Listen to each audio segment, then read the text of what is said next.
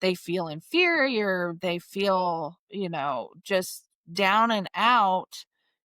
And so they're ashamed, they're embarrassed. They think that they should know how to do these things on their own. Welcome to Real Money, Real Life, the podcast where we get real about money and the messy human stuff that comes with it. I'm Linda Grizzly, financial educator and your Me Money guide to financial clarity. Each week, we dive into financial concepts and money strategies, but we always tie it back to real life, emotions, mindset, and how money actually shows up day to day. If you're ready for practical tools, mindset shifts, and honest conversations that meet you where you are, not where the world thinks you should be, you're in the right place. Because you deserve to feel confident with your money and good about how you use it. No judgment, no lectures, no lingo, and definitely no putting yourself last. If you're listening, you're one of the real ones, the ones turning setbacks into starting points and choosing to rebuild with clarity instead of shame. Today, we're going to talk about what it really looks like to rebuild after financial disruption. Whether that's divorce, burnout, or simply years of feeling behind, we'll unpack the pressure to get it right this time, to cut through the noise of conflicting advice, and 3 guiding principles to make the process less overwhelming and more empowering. Today's guest is Sara Hobbs. Sara is the CEO and founder of Forecastle Financial, a financial services firm focused on providing personal CFO and account management services. Sara is a dedicated finance professional and brings more than 24 years of financial expertise to her clients. Her goal is to equip her clients with the tools, resources, and support necessary for making informed financial decisions that resonate with their personal goals and values. Sara is an Intuit certified bookkeeping professional, a member of the American Association of Daily Money Managers, a member of the Private Service Alliance, a member of the Estate Management Network, and a trustworthy certified expert. When Sara is away from the office, she enjoys spending time with Billy, her biggest supporter, best friend, and husband of more than 25 years. Also included are her furry friends, her dogs Woody, Daisy, and Boomer. Welcome to the podcast, Sara. Hello. Thanks for having me, Linda. It's good to be You're here. welcome. You're welcome. I'm so glad to have you here. I know when we were chatting about what the podcast episode might be about, you had said, I want it to be about people that are behind and people that are feel like they're behind and are trying to figure things out. And I'm like, that's exactly what I do. It's perfect. You're a perfect guest. You're the perfect guest. So we're going to get started a little bit with your background because I like people to understand more about than just what I read in there. So you're a personal CFO for high net worth households, and you used to be in banking. And walk us through your background and how you got to where you are today. Sure. Yeah. So, as you mentioned, I started my career in banking in 2001, and I spent 14 years on the branch side, everything within the branch. And the last 7 years in banking, I was a commercial lender. So I focused on providing capital to business owners.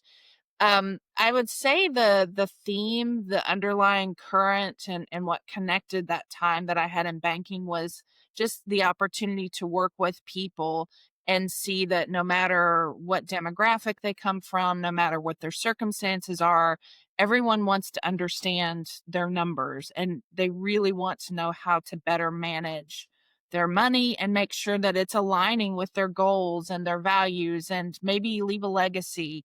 And so I really I felt that that was where my expertise could be best used. So when I left banking in February of 2022, I started Forecastle Financial with the intention of really helping people get their arms around their numbers, making things simple.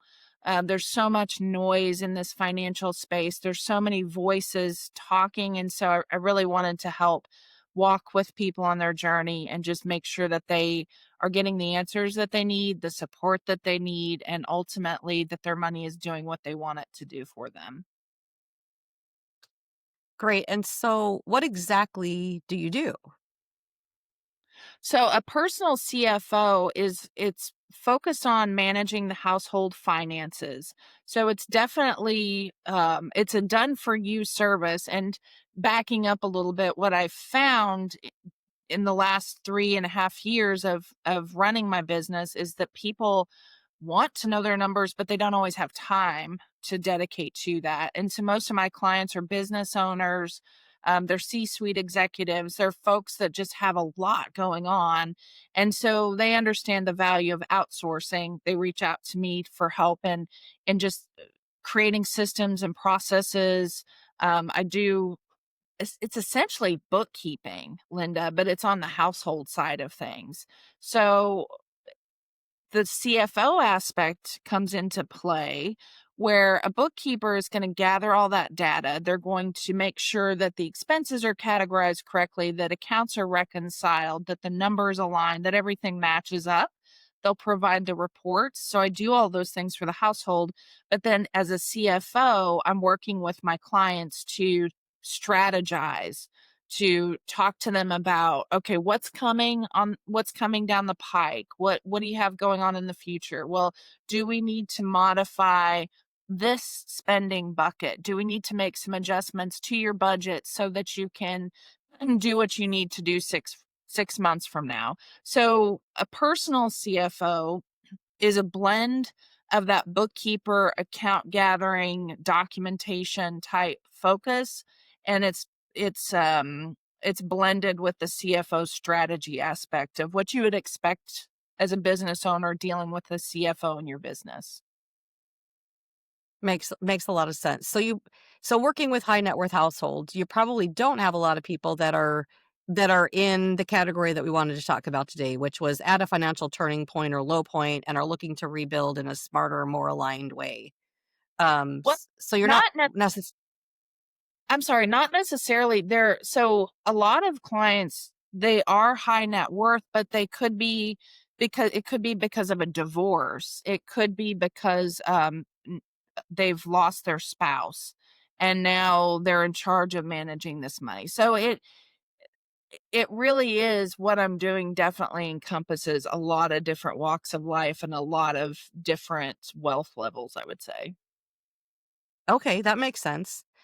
And so what made you want to specifically talk about the rebuilding phase? Oh, because I've been there, done that. I think, to be honest, I think that everybody in finance has a story. There's a story. There's something that a choice that we made with our personal finances that we regret, that we, wish that we may have had some more information or an accountability partner or just something to say, okay, no, I don't think this is the best thing to do. Let me do this instead. So I understand what it's like to rebuild. I understand what it's like to just make horrendous decisions with money, get into a place where, collection accounts and all of those sorts of things, and to come back from that and recognize that yes, I didn't make the best choices, but now I have some good solid life experience that will help me along the way to prevent me from doing the same thing again. So I really like to use, I like to use where I came from as a way to guide and keep me on track for the future, if that makes sense. Oh, absolutely, because that's what I'm doing too. I'm creating a space where I can serve people who I once was. So Yeah, I was the teen mom starting out and building with no mentor, nobody telling me what I should be doing, just figuring it out. And then I got divorced and same thing. I was like just trying to figure it out and I was trying to get help from people and I'd talk to my CPA and they'd tell me one thing, and then I talked to my financial advisor and they'd tell me another thing. And right. it was like I just didn't have the right resources or the right answers. I didn't have the right people that I needed at that time. So I'm trying to build something. I'm not trying. I am building something that is that is going to serve people like that, where they're kind of in this in between phase and they're rebuilding and they just need to figure things out and they want to learn and understand it better. So I 100% agree with you. Most people are doing something that they've lived and been through and want to help others get through it. And I Yeah. think that one of the best explanations I ever had of this is that if you think of like a maze, if you start trying to do a maze by yourself, and, you get to all these little roadblocks and you have to turn around and go the other way and you're trying to figure it out. But if you get with somebody who has been through the maze before, they can help you eliminate some of those roadblocks because they know the way. So that's like the best description I've ever heard about it.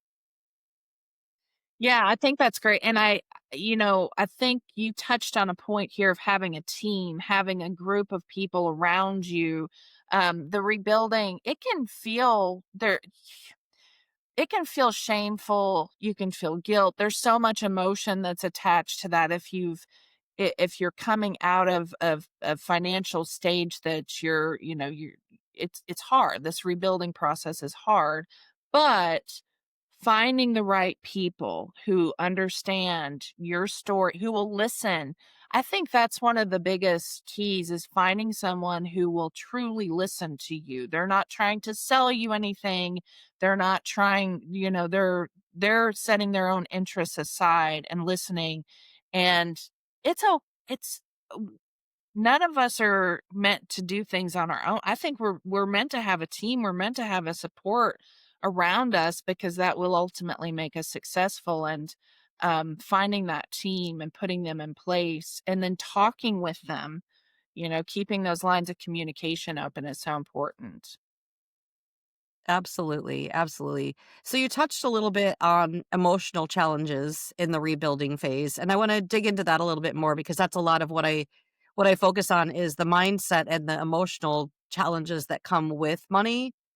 So Hmm. let's talk more about that. Tell me about some of the things that you've seen in people that are in that rebuilding phase where they're like coming out of something. I mean, obviously there's a lot of emotion if you've lost a spouse or in a divorce, but still tell me more about other types of emotions that you see. So I think a good example is, I've worked with business owners who have um, lost their business, and now they've gone from what they described and defined as success in their lives, and now they are at a point where they're having to tighten the belts. They're having to redefine lifestyle spending and really just get rid of a lot of the things that they did before that maybe they didn't really think about too much because they didn't have to, if that makes sense. So, um, it's been my experience in working with folks like that. I hear a lot of negative self-talk. Like I'm an idiot. I should know how to do this. I'm a moron. I'm a fill in the blank. And I feel like one of the reasons that I'm particularly good at what I do is to just stop that because it doesn't help, and it's not true, it's that was your circumstance, that's not who you are, that's not doesn't speak to your abilities, that's just the circumstance that you are in right now, but things will get better. So, I think that one of the things I like to do is just help people recognize, like, that's not gonna no, let's stop, let's focus on the positive here. You know where you were, you know where you wanna go, let's figure out how to make that happen. And I think, Linda, you can probably speak to the mindset aspect more than I can. I know that it exists. I know that shame around money, guilt around money, fear around money, fear of poverty and fear of wealth. I see those emotions, but as far as actually tackling how to reset it, it does take a skilled person like yourself to be able to do that. So I think that value that you're providing your clients is just huge, huge. Yeah, and it's exactly what you said, Sarah. It's people that feel the shame and the I should know more, I should have done better, and Mhm, they have all this guilt around it. And I think the biggest thing is that you and I both, I feel like, are having compassion and meeting with them where they are, right? mhm, So we're like, that's okay. You're where you are now. The past is the past, and today's the first day of the rest of your life. And let's focus on the future. And it's okay that you're where you are, and we're going to figure this out. Um, and so I think that having compassion for them is one part of it, but they need to also have that compassion for themselves and realize that it's okay. Like mhm. I'm gonna move forward positively. And compassion is definitely needed and appreciated. However, I do think that to really do them justice, to serve them well, it's good to be an accountability partner who's not always a yes person. You know, I will listen, I will digest what they're saying, I will work with them, but I'm not necessarily going to tell them what they want to hear because that's not going to serve them well ultimately. So you have to have a bit of a thick skin, I think, and be prepared to maybe get a little bit of pushback, but that's okay because if they push me out of the picture completely, they probably heard what I've said, and maybe it will just be that little grain, that little nugget that will kinda like a rock in your shoe, you know? It's irritating. It's like, "Oh, that's but maybe she's right." That's they can push me out of the door as long as something I say hits somewhere and it does make a positive change in the long run. That's a win for me. Yeah, that makes sense, and I agree with that too. I mean, there's one thing about having compassion and saying like, "Hey, it's okay, Mm. let's just start from where you are," but you do need to tell them what they need to do, you know?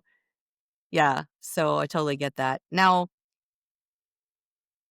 if someone is overwhelmed by conflicting advice, let's say that you're telling them one thing, but they've got, a a brother or a father or a mother or somebody telling them to do something different.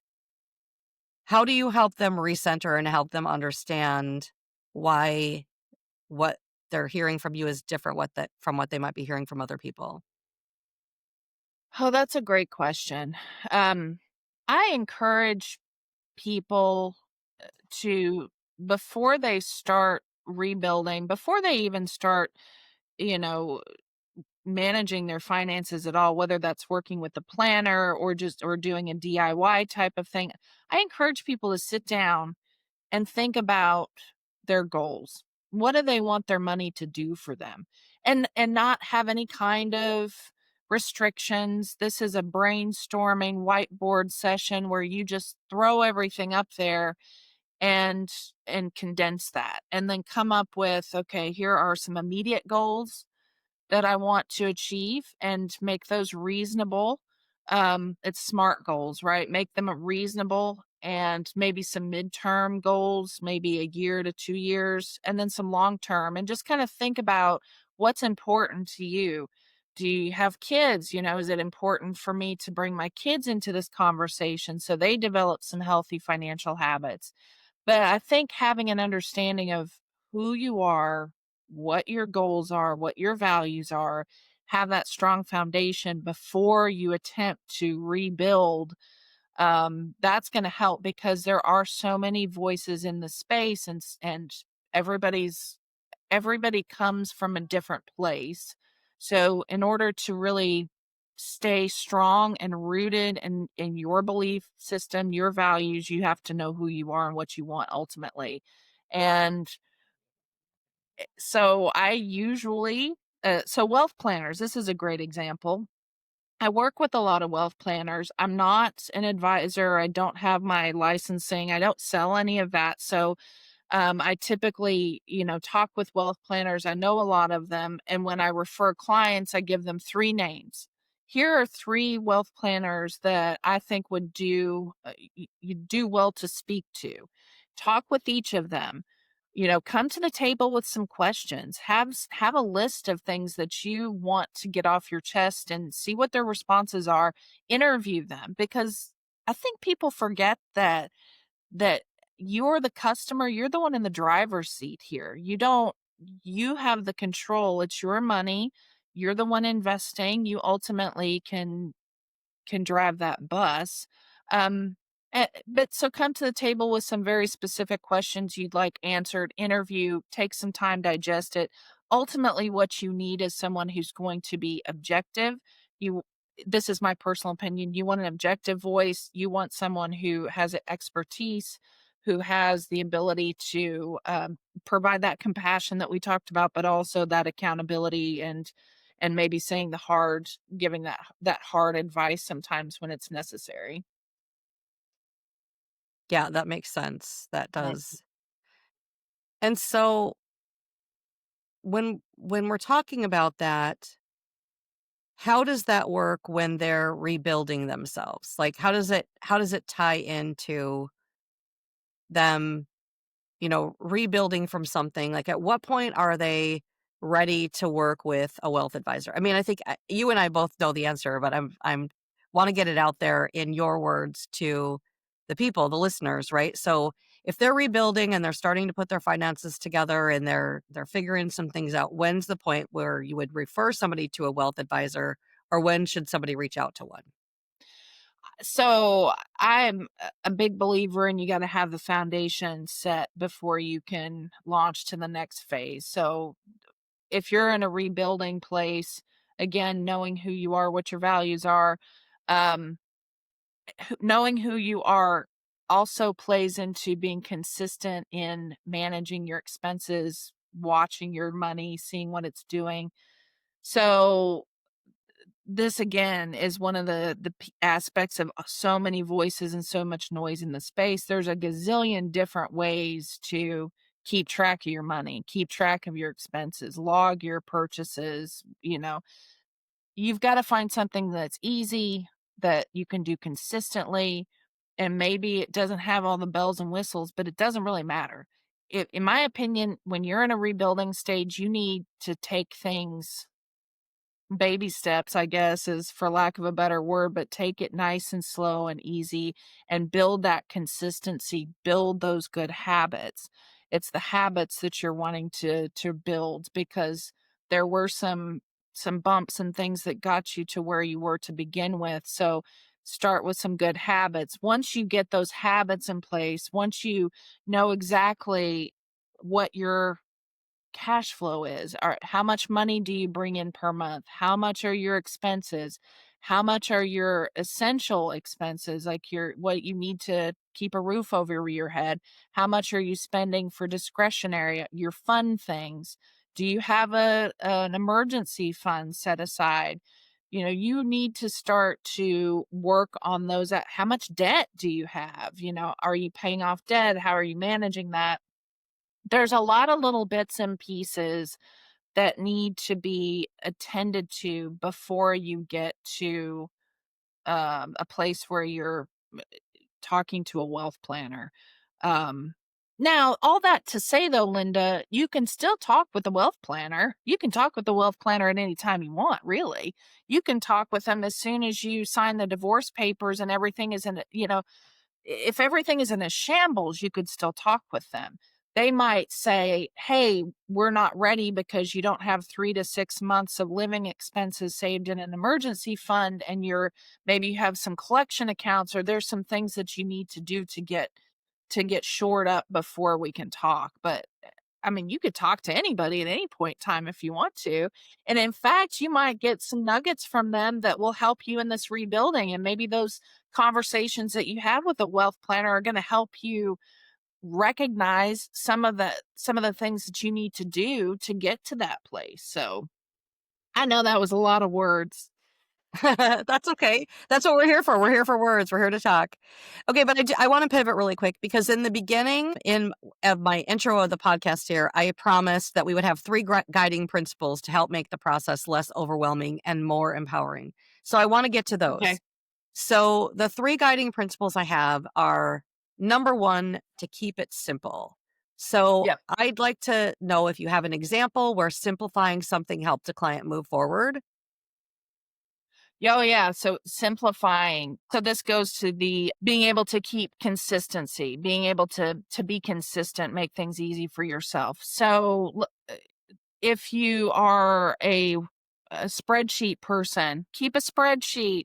If you prefer to use a financial platform, use a financial platform.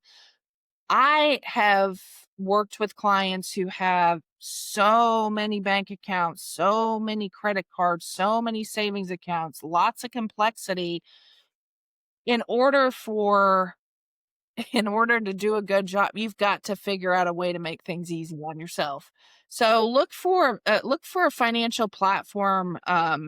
like a Monarch Money, or Tiller is another one that if you like spreadsheets, you could do that. You could do Rocket Money. There's so many different types out there. But that's the best way to simplify. Lock in all of your load all of your bank accounts into this one platform so you can see everything. Set a reminder every week and get in the habit of every Friday, Financial Friday or a Money Monday or whatever it might be, and take 15 minutes from your day and look through your money and see, oh gosh, I didn't know that I spent $50 at Walmart yesterday, or whatever the case may be. But it's all about people can really get excited about all the things that are out there new and shiny and whatnot. Ultimately, pick something that works for you and stick with it until you're ready to move on to maybe something a little bit more robust, would be my advice. Makes sense. Okay. So number 2 is finances aren't one size fits all. No. So the question is how do you help clients determine what's right for them, and what are the signs it's time to pivot or try a different approach?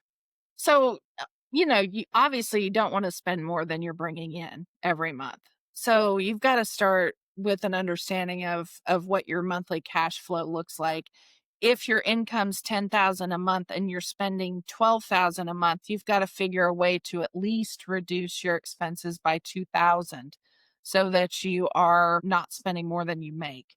So you've got to start there. You have to know how much your income is, how much your expenses are. Look at those for at least 30 days at a minimum. Personally, I think 12 months is necessary to really have an understanding because spending is cyclical.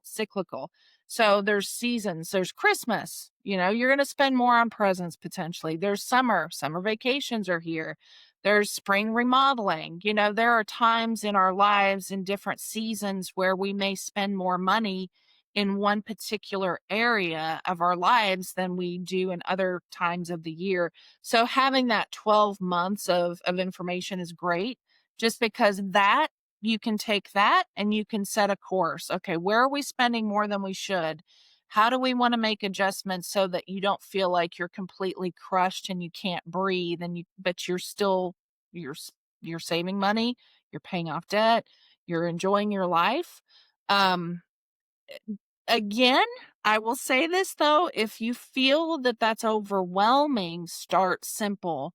Start with 30 days, start with just getting an idea of what you've spent in the last 30 days. Did I spend more than I made in July?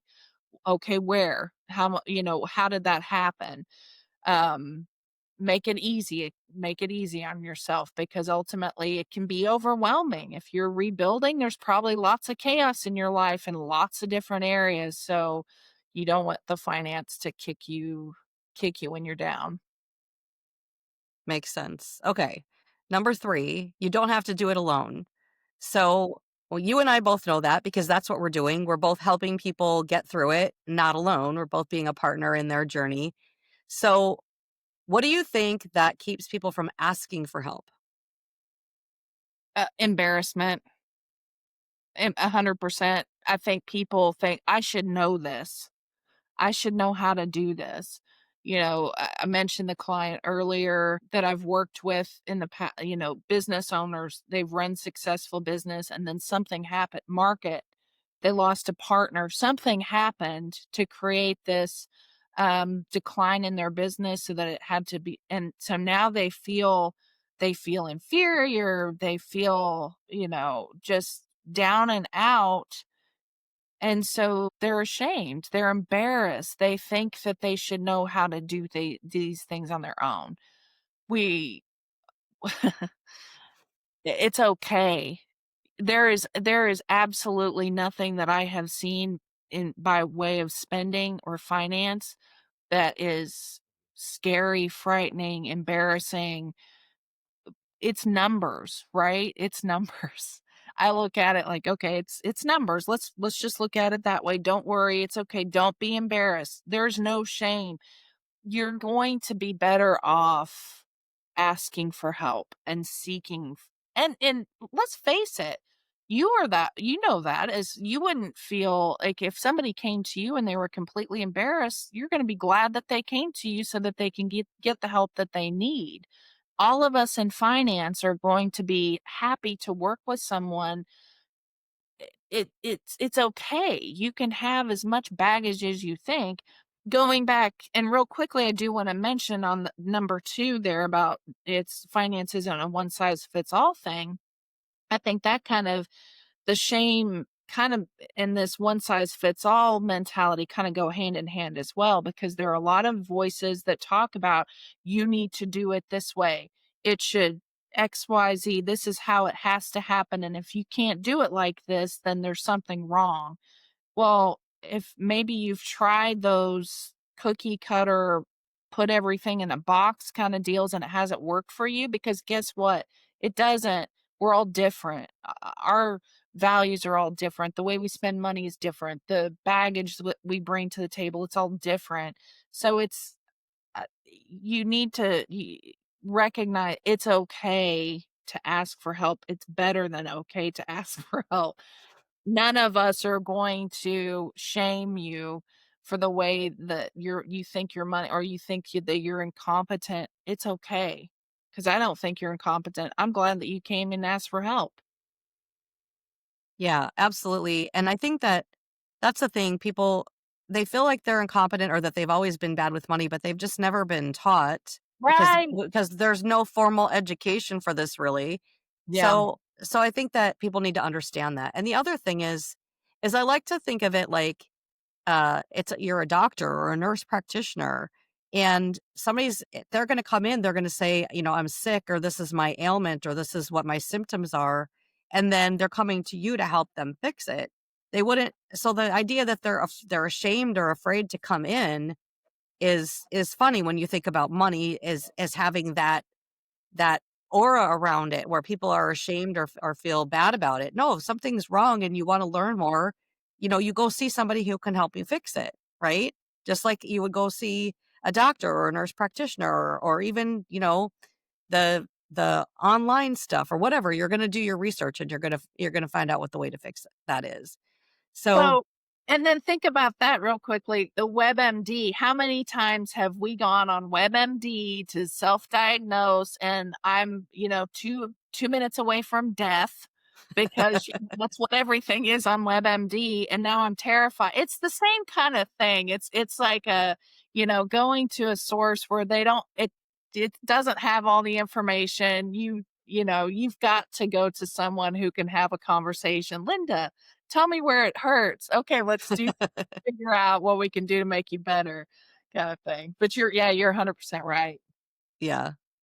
All right. So, what's one thing that the listeners could do this week to move from stuck to steady?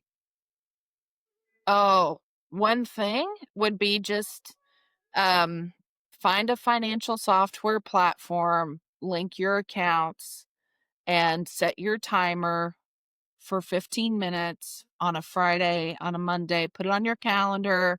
We've got a gazillion different ways that we can make sure that we don't forget things. And just take 15 minutes and start looking at your spending. Just start looking at it. If it scares you, because it might scare you, do 1 minute. Do 1 minute a day. Do 2 minutes. Do whatever. Just start. Just start. And then you will slowly start to recognize that, hey, this is okay. I can deal with this. You might see some things that you want to change. You might not, but just just look at your money and see where it's going. And that's a great place to start. It's very, very easy. And if it freaks you out, put it aside for a little bit, come back to it. Don't, I mean, that's another thing. If you stop, you can start up again. Just it's developing those good habits and that consistency that's so important. Great. I love that. Yeah. All right. So, where can people find you or connect with your work? So I am, again, the CEO and founder of Forecastle Financial. So they can visit my website, which is www.forecastlefinancial.com, and that's FORE. The forecastle is a front part of a ship, and it's where the sailors used to stand to see what was coming on the horizon, and it was a defense strategy. So that's why I like the idea of being on the defense for my clients. I'm on LinkedIn as well. You can find me, Sara Hobbs, and that's it. Those are my social media platforms. Great. Well, thank you. One more thing before we sign off. Finish this sentence. Real financial clarity means. Freedom. I love it. It Yeah. does mean freedom. I agree 100%. All right. Well, thank you so much, Sara. It's been a pleasure. Thanks so much. Thanks, Linda. Thanks so much for listening to Real Money, Real Life. Want to see what's blocking you from financial confidence or discover your money personality? Head to the resources page at lindagriz.com for our free quizzes. That's LINDAGRIZ.com/resources. If you're loving what you're learning, be sure to subscribe and leave a review. I'm your Me Money Guide to Financial Clarity, Linda Grizzly, and I'll catch you next time as we talk more real money, real life, because you deserve to feel confident with your money and good about how you spend it. The content shared here is for educational and entertainment purposes only. It is not financial, tax, legal, or planning advice and does not constitute therapy or mental health counseling. Please consult an actively licensed and qualified professional for advice or help specific to your situation.